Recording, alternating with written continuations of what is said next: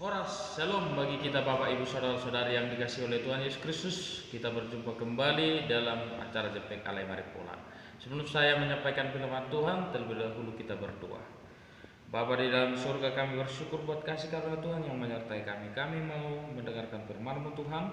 Berfirmanlah Engkau, kami telah siap mendengarkannya. Amin. Bapak Ibu Saudara-saudari yang dikasihi oleh Tuhan Yesus Kristus, firman Tuhan yang ditetapkan untuk kita pada hari Rabu tanggal 23 September 2020 yang tertulis dalam Lukas pasal 17 ayat 10, demikian bunyi firman Tuhan.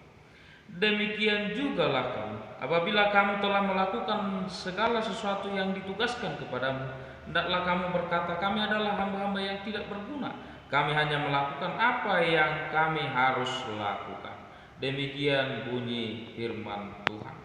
Bapak Ibu Saudara-saudari yang dikasihi oleh Tuhan Yesus Kristus, apabila kita melakukan apa yang sudah diperintahkan kepada kita, apa yang sudah diberikan kepada kita, kita harus berkata bahwa kita adalah hamba-hamba yang tidak berguna.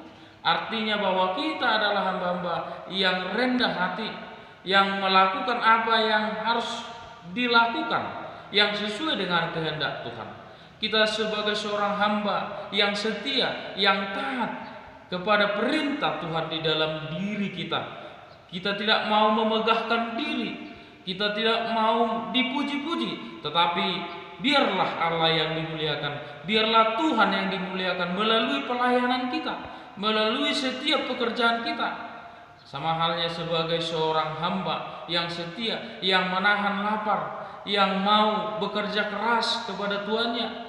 Dia adalah seorang hamba yang setia, yang melakukan pekerjaannya, yang melakukan suatu yang dilakukannya itu sebagai hamba yang mau turut sesuai dengan kehendak Tuhan.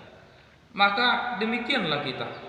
Setiap apa yang kita lakukan, yang ditugaskan kepada kita, apapun yang ditugaskan, pekerjaan apapun yang ditugaskan kepada kita, kita harus merendahkan diri.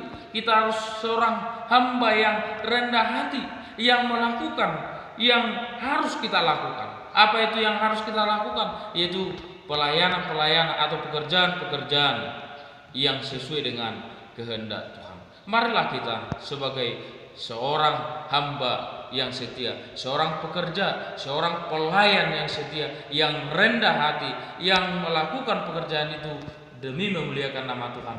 Dan marilah kita melakukan yang harus kita lakukan yang sesuai dengan kehendak Tuhan. Menjadi seorang hamba yang setia, hamba yang taat, hamba yang teladan, dan melakukan setiap pelayanan demi memuliakan nama Tuhan. Tuhan Yesus memberkati kita dalam setiap apa pekerjaan, apa yang diberikan kepada diri kita.